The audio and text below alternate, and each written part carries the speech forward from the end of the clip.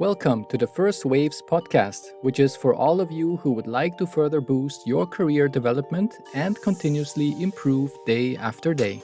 If you want to bring even more value for your company, bet on yourself, and have a great career in the corporate world, then this podcast is for you. This podcast is sponsored by Wave Business Excellence Footprint, an environmentally friendly online training company that cares about your personal development. My guest today is Rick Morris, who's a certified Scrum Agile Master, a human behavior consultant, a best-selling author, mentor, and focuses on bringing people value. Rick is an accomplished project manager and public speaker. His appetite for knowledge and passion for the profession makes him an internationally sought-after speaker, delivering keynote presentations for large conferences and PMI events around the world. He holds the PMP certification, which is the Project Management Professional Certificate, the MPM, which stands for Masters of Project Management, and also the Scrum Agile Master, the SAFe Certificate, the PMI ACP, Six Sigma Green Belt, Total Quality Management, ITIL, and various other ISO certifications and more. Rick has consulted numerous clients in a wide variety of industries, including financial services, entertainment, construction, nonprofit, hospitality, pharmaceutical, retail, and manufacturing. Rick has over 100 implementations of project and portfolio management and agile systems. He has a total of 4 books. One is called The Everything Project Management Book, the second book, Project Management That Works, and the third book is named Stop Playing Games. His latest book is called No Day But Today, which is an Amazon #1 bestseller. Rick also appears weekly on his live radio show, The Work-Life Balance, on the Voice of America Business Network and is featured contributor to the Transformational Leader podcast for the John Maxwell team. He now has a new role at Centric Consulting as their National Delivery Lead, Enterprise Portfolio and Program Management Services. We could speak with Rick about so many different topics, and for today, we will focus our conversation on Scrum and if it can be combined with other project management methodologies. If you already heard the conversation with Rick in the Business Excellence for Managers podcast, then please note that this is the same recording, because I find this content very helpful for you as an employee as well as for those who are in a manager role. I'm thrilled to introduce you to this amazing guest, Rick. Hi, Rick, and welcome to the Business Excellence for Managers podcast. It's so great to have you here. So excited to be here. Let's go. Yeah, excellent. It's great that you took the time. And I'm very curious to know, what was your journey to get to where you are today and what are you passionate about? Wow, crazy journey to see if I can, I'm going on 51 now. So I don't know how you do that in, 2 minutes or less, but we'll do it best. Actually, the fun fact, I was a kid of the kingdom. So at 11 years old, I had a job dancing on Cinderella's castle at Disney World. And I worked seasonal shows. We did like a Christmas and a spring show and that kind of stuff. I got to be, Pluto in the parades when I was 16, got a job. When I was 17, doing audio video work for the Mickey Mouse Club in Orlando. So for a long time, I was going to be in entertainment and came up through that, went on tour with a group called The Party. It's just really, really cool stuff. And then I lost my father. And so when I lost my father, I kind of left town and tried to reimagine my life and started in restaurant management, which led me to customer service, which led me to this incredible job called project management. And I don't know if I had a clean desk or what it was, but somebody was just like, you're going to be a project manager. And I fell in love with it. I was blessed to be at GE where they really believed in the title of project management. It wasn't just a title they gave away. They made me earn it and I loved it. I became a turnaround specialist for Xerox after that. So they send me into the worst of the worst projects. And I had 2 weeks to determine, how do we solve it? How big is the check we've got to write to get away or whatever it is that we had to do. Came off the road and decided I wanted to write a book and had a really, really dear friend allow me to build a PMO at his company and try a lot of different theories that I wanted to put in the book. Did that for a couple of years and then eventually ended up at R Squared Consulting, which is a company I had started to then put a lot of the techniques that we put into the book into play. So I was speaking all over the world for PMI and leading project portfolio management implementations, specifically around tools. And I chose software because a lot of companies won't invest into training of project management, but they will invest in software thinking that the software is going to solve their project management issues. So I always use that as that tip of the spear going, okay, well, I'll implement the software, but that gives me an opportunity to train and work with the project managers as well. So that was kind of my tip of the spear to get into organizations. Once the pandemic hit, I got back into the market and excited now to be the National Enterprise Project Portfolio Manager Delivery Lead for a company called Centric Consulting. And what was really cool about Centric is when they were describing the company culture and how they wanted to build a consulting firm, I have a video on the R Squared Consulting website that says all the same things they were saying, but it was like, I shot that like 8 years before I met them, right? I mean, the video's old now, but I was just like, I think we're a match. Like, I think this is what we're supposed to be doing. So I just joined them. I'm passionate and have been called an evangelist for project management. That does go into the agile world as well as the project management world, and just really passionate in what I believe is that project managers make dreams come true. You can develop that software package or build that building or bring that technology to market, but it's not going to get to its full fruition unless you have somebody like us behind it. And our goal really isn't to plan and do status report. I know, our job is not to do reports and meetings and document meeting minutes. Our job is to inspire and pull the best out of the people that are working within the plant, right? And Exactly. that's what I'm passionate about doing. And not just create PowerPoint presentations, because yeah. I've seen project managers who are 80% of the time just creating PowerPoints, and 20% of the time they're just doing the real work, what they should be doing as project managers and getting things executed. And that's why I think there are some companies that are really trying to go down with their PowerPoint presentations. And I think even Amazon, they said, we don't want any PowerPoints. We would just like people to be more effective and more efficient at what they do. And we just have bullet points on a normal sheet of paper. Well, but I mean, when you analyze it, and that was one of the big questions I always ask when I come into a conversation is how much time is your project manager spending looking backwards? Because the goal is to look forwards, right? But if we're holding status meetings and we're updating risk logs and we're updating issue logs and we're documenting meeting minutes, all that stuff has already happened. So if 85% of my job is documenting what happened 2 weeks ago versus what's going to happen in the next 6 weeks, it's like, where do you want the focus? And so I have enjoyed a lot of the technology that's come to market for project managers because it is helping solve some of that in arrears issue. If somebody's billing time, why is that not automatically updating the project schedule? Things like that. I mean, like, let's look at things that we're doing naturally and allow that to flow so that nobody has to go back and do anything twice, right? And that's always been Fantastic. a big focus. Really good. Yeah, what I also heard from your introduction that this love for project management, and that's something that I've seen as well, that either you really love it or you don't like it that much.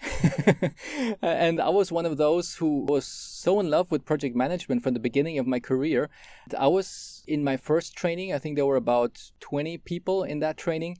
And I was probably the only one from 20 who was so in love with it. I was thinking, wow, this is like so magnificent. I was really like in seventh heaven, and all these tools that they were showing us. And I was thinking, oh, that tool, I knew it somehow. I was using it intuitively, but I did not know that it has a specific name and that it's, you could put it in a certain structure. And that is magnificent. So I was like really that nerd student with the apple, giving it to the trainer. And, and then after we were done with that training, it was a corporate training.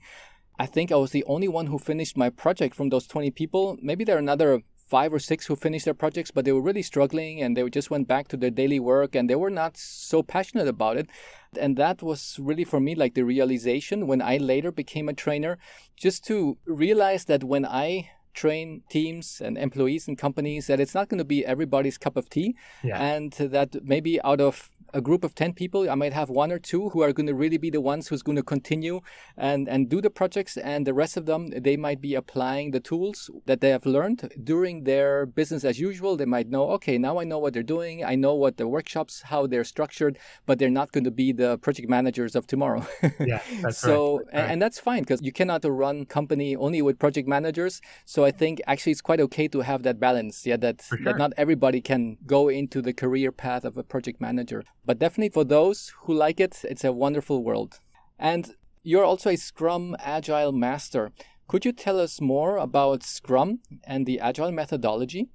Yeah, so interesting that that certification actually means that I've done a deep dive in the 17 major certifications and understand the differences between. So Scrum itself, it's one Agile, Scrum, all those terms are these things that are used interchangeably.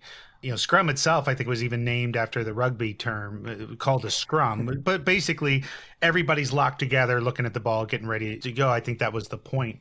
And so when Agile really came onto the market, it was 2001, right? Is when the Agile Manifesto was signed, but there were 17 people that signed it. And all 17 people had a different idea or variation of how to do Agile. So the only thing they actually did agree on was 4 covenants, right? And those covenants are pretty well known. You can look those up at the Agile Manifesto. But how you apply those covenants became 17 different variations. I think there's 26 variations now that are largely practiced. But even if you go into an organization and you go, hey, are you guys Agile? They go, yeah. And you go, what methodology do you use? They go, we got our own, right? They've taken some of this and some of that. And I think that's the point. Where most people get confused around what Agile really is Agile isn't a methodology. It's a method of thinking. It's a line of thinking. If I could give an example, I was working with a large organization and they approached us saying, we want a data warehouse. Okay. And we want to do it Agile because we understand Agile does everything faster. So that's the first thing that's not true. However long it takes to do the work is how long it's going to take to do the work. What Agile allows, though, is to operationalize the work sooner. So if you think of a standard waterfall project and doing a data warehouse, the first thing you're going to do is identify everything that you need, identify all the inputs. You're going to spend 3 years developing the data warehouse before you start to get any business output. And then when you start to actually deliver, then you're 3 years into debt before you can start to operationalize. If you look at that from an Agile perspective, before we even started the data warehouse, my question is, what are we going to use the data warehouse for? And they just kind of look at you, go, we don't know. We need to see all the data until we can do it. I was like, no, you don't. So why don't we pick something that we can start with? And they were like, well, we need to improve our sales. Great. How do we improve our sales? Well, we should do local market plans. Okay. How do you do a local market plan? They're like, well, we get these 50 accounts and we need to cross-sell to them. Okay. How do you look at the 50 accounts? And they finally asked me their first Agile question, which is, how do we know we've assigned the best 50 accounts to our salespeople? So now if you take a look at that and go, okay, now that is the first thing that we're going to work on. But we're going to do that in a spreadsheet first. And we're going to determine and we're going to learn what are the different data sources that we need in order to get that optimum thing. Then we're going to roll that out to a smaller division, let them do it, and then we'll start to build a data warehouse with that being the first output. Now, the beauty of that, if you think about that, that's literally a 3-month project. Now, I could roll that out to everybody in the company while we're doing the next thing and while we're doing the next thing. Now, at the end of the day, it's still going to take 3 years to build that data warehouse. However, I'm going to have 30 reports that are operationalized and generating revenue by the time we're done versus the reverse. That's really what Agile is in a nutshell. Wow, that's so impressive to hear it in that form, because I think not everybody can interpret what is really Agile about. And I've heard so many wrong definitions. And and as you said, one of the very common things is that everybody creates their own little concoction of tools and say, okay, that's Agile. That's how we do it in this company. Yeah, but it's not the real Agile as it should be. Yeah. And I think it's been commoditized. I think most organizations that are selling transformation are selling training. And that's not a bad thing. I mean, you're a Six Sigma guy, and Six Sigma is phenomenal. Let's just take that for a second, right? Nobody really ever gets to Six Sigma, right? Because the cost savings you're going to get from 3 to 4 Sigma are astronomical versus what you spent, right? Like the ROI to go from 3 Sigma to 4 Sigma is incredible. ROI is a little bit less to go from 4 to 5, and it's stupid to go from 5 to 6. Is that fair, right? Yeah. It's same thing kind of happens with Agile is these guys go out there and they say, oh, we're going to make you faster, whatever. What they're really good at, and these people are phenomenal at it. The biggest Agilists out there are phenomenal at building Agile teams. What they lack is the ability to then translate that to the bigger market. So how do we put programs together? How do we do portfolios? And how do we still answer the question to the executives of what this is going to cost? How long is this going to take? And I'm telling you, it's maddening when you deal with a true Agilist sometimes because you go, how long will this take? And they go, I don't know, we're Agile. It's like, no. I mean, we still have to say, okay, we're going to time box this into 6 months, see how much we're going to put into it and see what the ROI is in order to make business decisions. You don't just get blank checks with no delivery dates. And so that's where I'm starting to see a lot of the issues is once they've got the team going and they've invested in all this training, they're still not scaling. In scaling into that way that we got multiple teams working together, larger programs putting together, all in this Agile format. Yeah, fantastic. If there's a company thinking about implementing Agile, what would be the first things you would recommend them to do?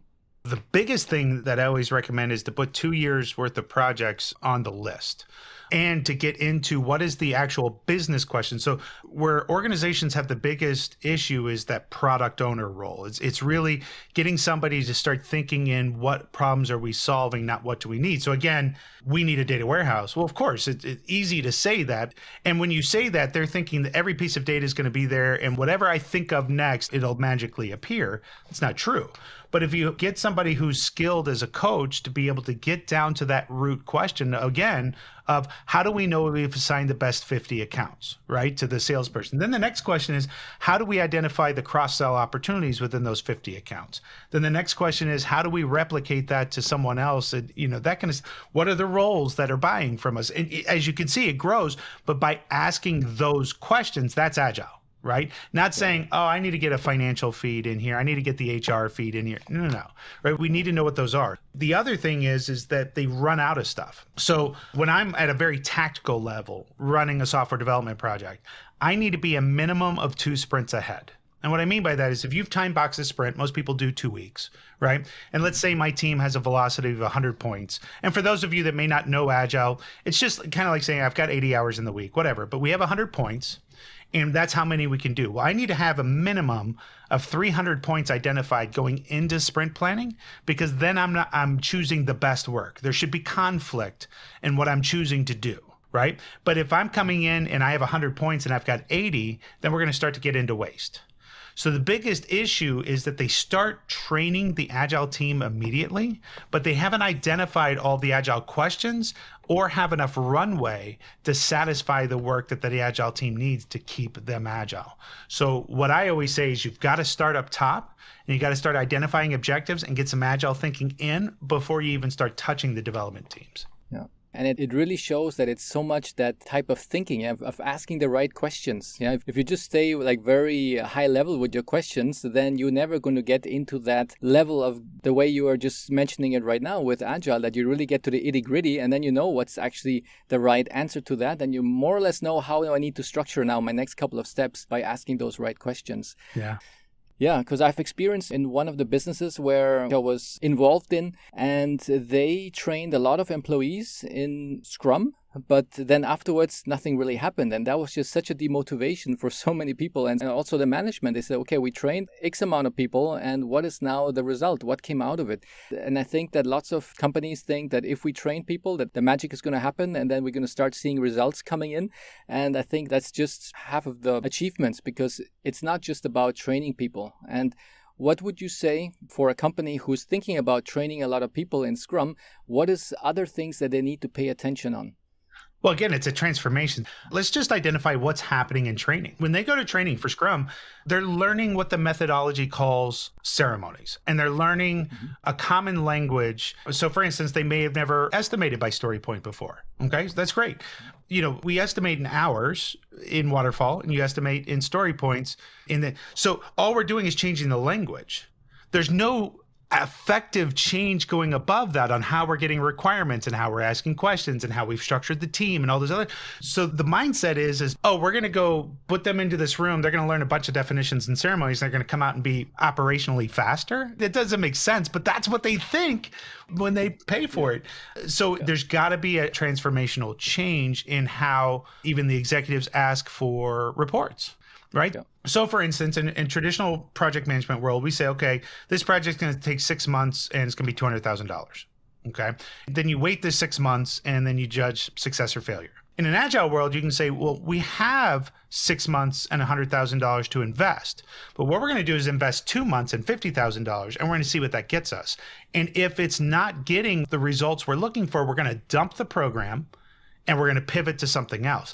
That's when you're starting to get into really good agile management, right? Because agile in project management, the ceremonies are the same, but the language that we use is different. So for instance, waterfall project management is all about risk avoidance. If you think about it, there's risk management, there's lessons learned, there's status meetings, but everything is engineered to not fail, right? Whereas agile, all the language is seeking success. So you are looking to fail fast because you're trying to say, is this doable? So instead of, you have something called a spike in Agile, which says if I'm breaking down a project, there's always that one thing that's the highest risk. That's where I want to start in Agile. In project management, you want that midway through or towards the end, right? But in Agile, whatever the hardest thing is first that we think is going to derail the project, I want to tackle that in the first 2 weeks. Because if we can't figure out how to do it, then we're just going to dump the whole thing and go to the next idea. So, I mean, when they say we're going to just train people, you can't just give people different language and expect different results. You have to look at the behavior of the entire organization and the covenant between that behavior. That's the only way success is going to be. Otherwise, but you saw it, right? So let me go back to Six Sigma. How many times did you see where the company says the first thing we're going to do in implementing our Six Sigma project is get everybody yellow belt certified? What does that do? What is getting a yellow belt certification for a line worker who could care less about any of those terms, right? And the fact that they clicked through a computer module and said, yep, you're a yellow belt. But that's the first step versus starting with a master black belt, indoctrinating black belts, and then getting your green belts involved, right? Really breaking these projects down. And then honestly, that lowest layer, they don't ever have to have a belt. They just don't. Because all we're going to do is say, this is the way work is now. And they're like, cool. You know what I mean? Like they get it. Yeah. So when you start with that lowest layer and you don't change any of the behaviors above, it's going to fail. It's going to fail. Yeah. Wow, that's so good. Do you have for Agile similar like a deployment champion? Is there somebody that acts as a deployment champion for the program? Does it have the same name or is it? No, they should be. They should be an Agile coach, without a doubt. Yeah. And I do a thing when I'm on stage. But there's the Agile coach and then there's the Agile clown. The Agile coach starts with the executive layer and is the education and again, rolls out as necessary. The Agile clown starts at the team level. That's where they start. So whenever I'm interviewing, it's also not just how well do you know the methodology, but what is the largest scale of teams that you had working under one roof? That's the question you ask. Because I guarantee you 98% of them out there, 1 to 2 teams. That's it. Yeah. That's all they got to. Okay. Wow. Well, then definitely now when I reflect back, there has been so many mistakes done because, for example, the role of the Agile coach, that was not even existent because we just trained all these people. And then all these people were like, okay, we got now a new skill set, but what's going to happen next? There was no coach who was actually doing the direction of what needs to happen. And that's why everybody forgot about the program, I think, about 12 months later. And the management saw it as a waste of money, that everybody went through some type of training and then there was no return on investment. They didn't see any projects coming out of it. But of course, if you don't even have a coach there who is going to be one of the lead people who's going to then push the program forward, then it's of course not going to work. Yeah. Well, I mean, you've seen the PMBOK, right? The project management body of knowledge. Yeah. Do we do everything in that in every project? No. But for some reason, everybody thinks the Agile methodology, which is PMBOK is a methodology. So one thing a coach should be doing is looking at, like, I went into one organization and they were like, yeah, every time we do this retrospective, just nothing comes out of it. It's a big waste of a meeting. And I was like, then don't do it. And they're like, what do you mean? I was like, well, if it's not giving you results, why are you doing it?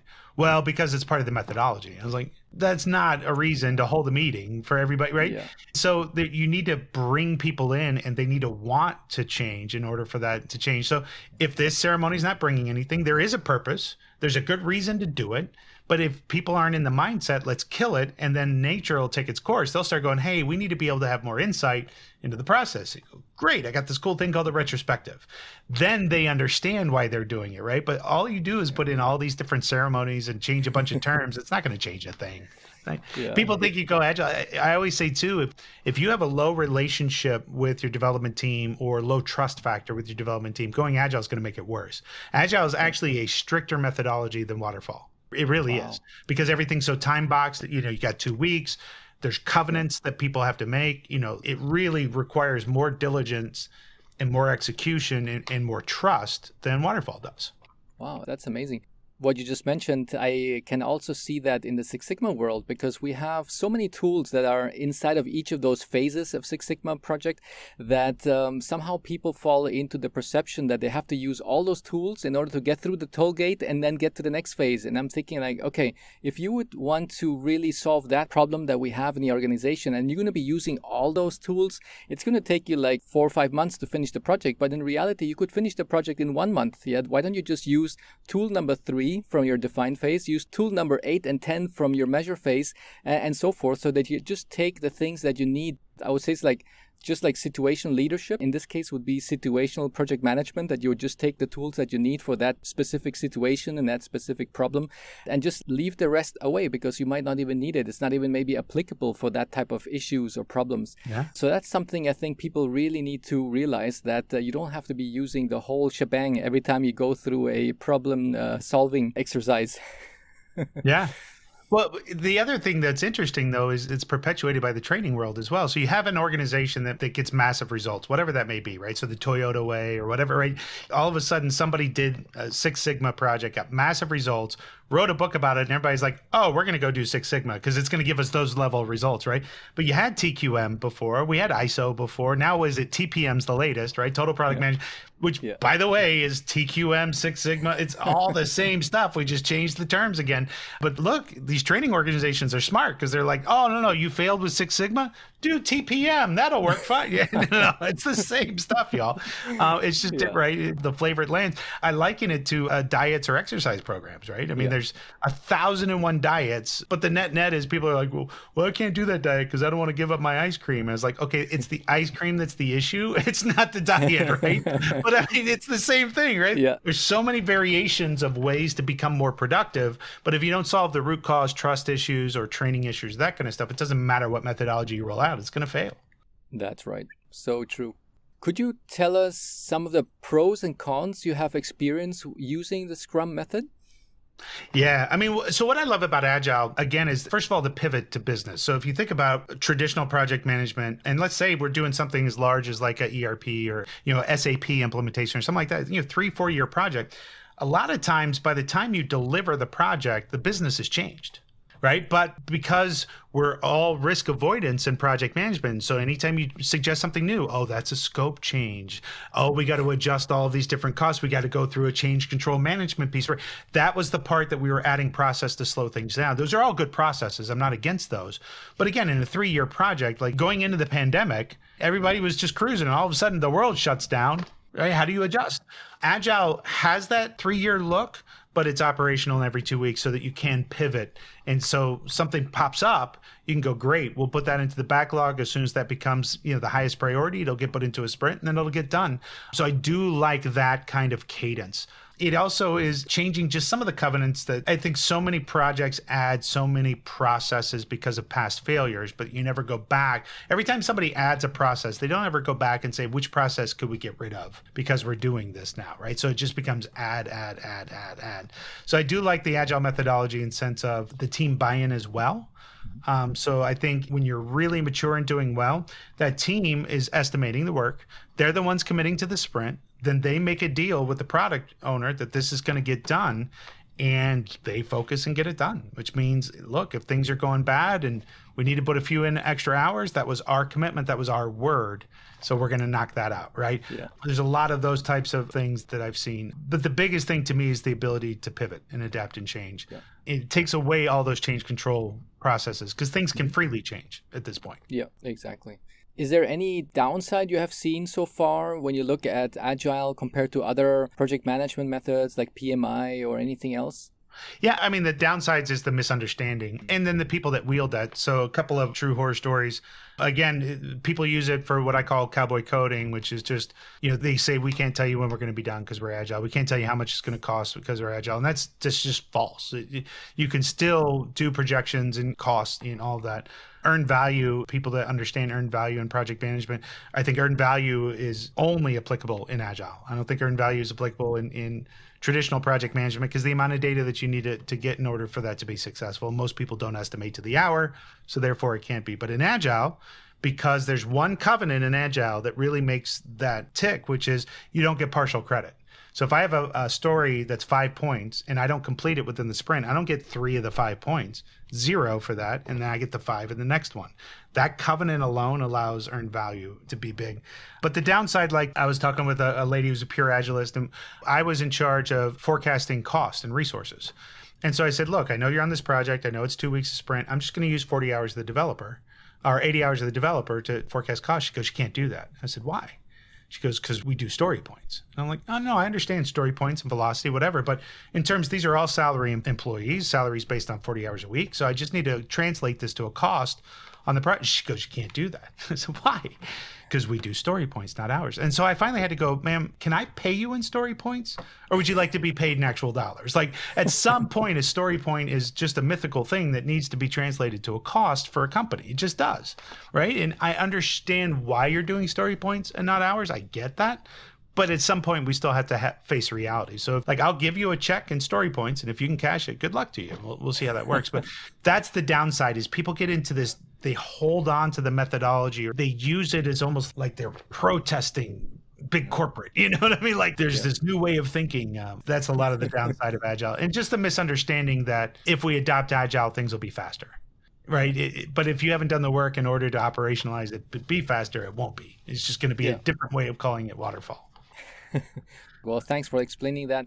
And it definitely made it much clearer for me, because in my past, I have not had that much experience with Scrum and Agile. And the little experience I had, it was where management burned their fingers by trying to implement it. So I'm so happy that I was able to see now that from the lens of somebody who has used it many times and also in a positive way. So that's really good, because I think a lot of people see the literature and then they have all these visions of the bright future, but it's really good to see somebody who has really done it. So I'm so happy that you were able to explain that to us. And there's one thing that I would like to cover for today as well, is about the books that you have written. You have written a couple of books, and maybe let's start with the first book you wrote, and then we just make our way to your latest book that you have written. Yeah, first book was actually just the Everything Project Management book. My first book, I was shopping and we came across a publisher and they're like, we'd like you to rewrite this book, which was already a series. There's an Everything series. It's like Everything Project Management, Everything Gardening, Everything Lawyer, that kind of stuff. So I rewrote that book. Project Management That Works is the first book that had my theories. Things that we implemented at a bank, at a PMO, different ways of looking at risk. So again, people doing methodologies, they do this risk assessment, but the risk assessment doesn't really tell you anything, right? Some people are fancy. It's scored like 4.3 or it gives you a risk of medium. But like, how do I translate that to an executive of cost and time? And then also people do something called lessons learned, which is great, but they end up in a spreadsheet somewhere and nobody ever reviews them. Nobody ever goes through them. And so I take a look at those things and I built a risk assessment from lessons learned that then used the actual lesson learned and translated that to either days to add of risk or cost to add of risk. And when I had pushback, so for instance, I could say, look, I need to add 30 days of risk to this project. And executives would go, you're nuts. And I go, well, we lost 15 days on this project because of this. We lost 40 days on this project because of this. And it was all things that happened right there at the bank. And I was able to use that, get the time that we need. And we had a 99% delivery rate on time in the bank because we did adequate risk management. But you could come in, you never run a project for me at all, and I would give you 7 years worth of insights just through a questionnaire. So Project Management That Works has that level of stuff in it. It was just different things like that I wanted to tweak certain things to really operationalize it and make it cost effective. As I started to progress in my career, then there was a lot of executive conversations around some of those things. So I wrote a book called Stop Playing Games, which is just calls out the games that managers and executive managers and project managers play with each other versus just having an honest conversation and getting business, right? So it became a guide to navigate organizational politics is what that one was about. Co-authored a book called Agile Almanac, which is 15 different authors got together and wrote how do you scale Agile into the enterprise around risk and budget, technology, all of those. And then my last book I wrote was called No Day But Today, which is a very personal book. It takes a lot of the project management theories and things that I've practiced my whole life and applied them to your personal life and how you go after goals and answer the question, how do you want to be remembered? Like, what kind of legacy do you want to leave? But when you start to have that, it's no different to me than I want to build a data warehouse. A huge statement, right? I want to leave a good legacy, huge statement. How do you then what are the techniques that you can break that down into actions and activities that I could do today that could lead me towards that legacy? And that's what No Day But Today did. That's amazing. I could really see it's like a sequel, like all the things that you've learned throughout your life and through all the companies you've worked with, that you're really putting that all and packaging it into these books. That's fantastic. How long does it take you on average to write one of those books? I haven't written one in a few years. And when I did it through Publishing Arm. Now, I mean, I could pump out a book in 2 hours and have it on Amazon, right? The way technology has gone and the difference in publishing. So, I mean, project management that works was an 8-month, odyssey from the point that it took me 2 years to sell it and to get it there, and then 8 months to actually write it and publish it from that perspective. So Stop Playing Games was about 6 months.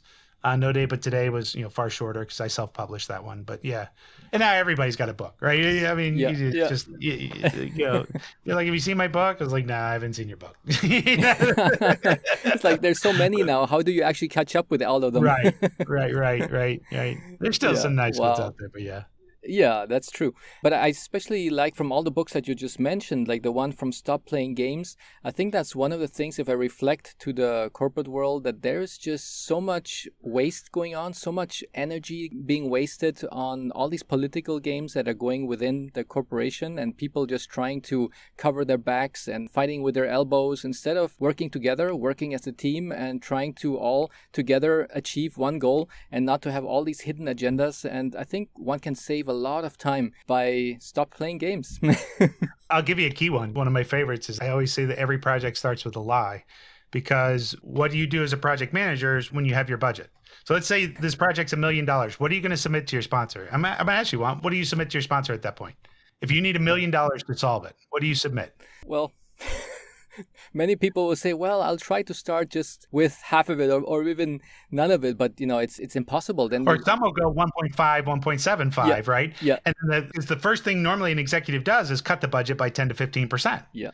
Right. So what you do is pad your estimate, and you're trying to out pad the cut. So what you're doing now is lying about how much it's going to cost. Then the manager cuts it, and then you just turn around and accept that. And now you're excited because I won the game, versus going in there going, this is what it takes. If you cut anything out, then what scope do you want to remove? But having that honest conversation that I didn't pad it, right? Yeah. But again, what happened is you had a project that was $1 million. They cut it to 800,000, and then you got yelled at because it went over budget. Yeah. You're like, whose budget? The one that I submitted, or the one that you made me take, right? I mean, like, I already told you it was going to cost this much. You just didn't believe me, and now I'm in trouble again, right? So those are the games that happen, things like that. And it teaches how to have the conversations. Yeah. Well, that scenario you just put out there is really something that one sees over and over again. Yeah. I remember like doing all these budget rounds at the end of the year, and it's okay, how much do you need for employee training? How much do you need for this? How much do you need for travel budget and your T&E? And I was really thinking, okay, how much should I put on top of what I really need? Because as you said, they're always going to start cutting down a little bit on here and chopping a little bit off there. And then the funny thing is that if there's specific budget that you've had allocated to you or to your team, and you're getting to the end of the year and you did not use up all of that budget, and then they start spending that budget like crazy because you say, okay, if I don't spend it all, if I don't get rid of it by end of the year, then they say, hey, from your 1 million, you only used 800,000. That means that next year you're only going to get 800,000 and not 1 million again. Right. So it's always like, when you're reaching the end of the year, either managers are struggling in surviving because they spent too early the budget, or you have managers who are trying to spend a lot of money because they say, oh, we did not really spend all what I had in budget. So it just gets always very hectic at the end of each year. Yeah. They're all games. They're all games. Exactly. And then what was really interesting, what a lot of companies do, they say, well, we did not use the budget for all of the trainings that we had planned for the employees. So let's say around about, if one calculates with $2,000 to $3,000 for budget per headcount for training, but only 2 or 3 people took the training in my team, so I still have budget left. Let's now put that into another bucket, which I can use, which I spent a little bit too much on, I don't know, on travel or something. So it's like, oh my gosh, it's just like doing puzzle work, back and forth. And everybody's, as you said, just playing games back and forth, and it's not being very efficient. That's right. And wasteful. I mean, the amount of money that's wasted is insane. Yeah, exactly. Great. Thanks a lot for that overview of your books. And one more thing I wanted to cover with you, and you mentioned that you worked at GE. There, I do know that when they say you are a project manager, then you are really a project manager, and not like some companies where anybody who just comes back from a long holiday and that they do not know what to do with the person, they say, okay, you are now a project manager, and then the person has to somehow struggle their way through. And then you have, again, the spectrum. Either you have a title of a project manager and you do not have anything to say in the organization. They just throw work at you and you just have to do as your manager says. Or you have on the other spectrum, you have a project manager who is actually defining the future of the company, who is Yeah. looking at the vision and the mission of the company and is speaking with the CEO and all the C-level management on how we're going to get the strategic projects in line and what are we going to book for next year. And therefore, you have that whole spectrum between a project manager who has the same title, who has nothing to say, and to the other spectrum of one who's really defining the future of the company. Yeah. And somewhere in the middle is where we are now, where a lot of people are. I was doing work with this company. Actually, they keep all the infectious diseases, and you can rent them from them in order to do studies, that kind of stuff. And so it's very clinical based. And there's a job title there called biostatistician, which is, again, something you really study for, whatever. And so I'm in this meeting and I'm proving their PMO and their project management practices. And the lady says, well, I'll be the project manager for this. And I said, okay, cool. I'll be the biostatistician. And she went, what? And I was like, oh, I just thought we were picking the jobs that we wanted to do. And she was like, yeah, I'm doing the project management. And I was like, I know. And I'm going to do the biostatistician. She goes, is that something I went to school for and I'm certified in and I had to keep my studies going? I was like, right. And that's what I do with project management. But I just thought we were like picking the cool titles, right? It finally dawned in on her. I was like, you can't just say that. You can say, I'm going to run this project or I'll be the team lead. But when you use the term project manager, that's the same as me saying, I want to be a biostatistician. Yeah. Same thing, right? I know math. I'm an accountant, right? It's not the same, right? Yeah. So I love that. I love that. Oh, I've seen so many examples where they just throw that title around and it's really scary. And it really brings a lot of demotivation to those who are the real project managers and know what they're doing. And then suddenly you get somebody in your team who's supposed to know what they're doing. And you're just thinking, oh my gosh, it's not the way it should be. There should be more standardization thing on that title. That's why every time I was hiring somebody for my team and they would say, oh, I've done projects, I've been doing project management. And then I really had to drill deeper. It's like, okay, tell me more about it. Yeah, what do you mean you've been doing projects? What are your certifications? What is your experience? What projects have you done? And could you give me some examples? And then you start really learning, okay, now I'm trying to figure out in which of that scala that we just spoke about, where was this person most of their life as a project manager? But then if you have somebody who comes with their bio and you see, oh, this person worked for GE. Okay, now I think I know what type of project manager that is. Yeah. Yeah. So that is, I think, the reputation of a project manager really defines a lot on which companies you have worked for. And people who are in projects, you know, okay, this and this company, I know they have fantastic project management programs and whoever is certified, they must be really good. And other companies who say, I know a lot of project managers coming from that area and maybe I do not hire those kind of people. yeah, not so much. Yeah, for sure. Great. Well, it was a real joy to speak to you about these topics, project management and about Scrum and Agile. I learned a lot of things myself because, as I mentioned, I've not been doing too much with Agile and Scrum in the past, but it really awoken more curiosity on my side. So I will definitely do a little bit more research and experimentation on that area. And thank you so much, Rick, for that very good content that you delivered. Where can my listeners find you? Yeah, on social medias. Rick A. Morris is what I go by. So you can find me on LinkedIn, Facebook that way. R Squared Consulting, you can spell that out. SQUARED Consulting.com is the easiest way to find me. Excellent. I'll be putting that into the show notes so that anybody can just click on the link and then have access to that right away. And is there any services that you can provide to the listeners? Yeah, through Centric Consulting, we have basically every gamut from assessment to delivery to PPM tool implementations and everywhere in between. So we either staff project managers or we help you develop your EPMOs and PMOs to be more efficient. And we're not a one-size-fits-all kind of organization. We really get in with our clients and make sure that we understand what their needs are and either can help them, just create that roadmap for delivery, help them deliver it themselves, or do everything from beginning to end. So really excited to be with Centric and excited to see what the future is going to be for that. Fantastic. Sounds wonderful. Well, thank you so much, Rick, for your time. It was fantastic to have you here. Thank you so much. I hope you enjoyed this conversation with Rick. In the show notes, you will find all the links to where to find him. Now that you have heard more about Scrum, you can decide whether it resonates with you. If it does, then please go ahead and contact Rick. If you think that other methodologies resonate better with you, then please look at the online courses offered by Wave Business Excellence Footprint, where you will find the top Lean certification and Six Sigma certifications that are directly linked to an increase of your market value and also a financial benefit for your manager, because during your certification, you will be solving real business issues. Please rate, subscribe, and send in your comments and share with those who you think could profit from this episode. It's very much appreciated and I'm grateful for your messages. I'm also a work in progress and strive to do things better every day. This podcast is sponsored by Wave Business Excellence Footprint, where we believe that investing in yourself is the best investment you can make. On the website www.wave-bef.com, you will find courses that are designed for managers and for employees who strive to become better every day. If you do not have a Lean Six Sigma certification, then you will find an outstanding certification program with Wave. In case you already have a certification, then we have other courses that will further enhance your skills. On the website, look under the tab Courses for Employees to see what courses resonate with you. All these courses are designed to take you to the next career development level. Thank you, stay tuned, and see you in the next episode of First Waves.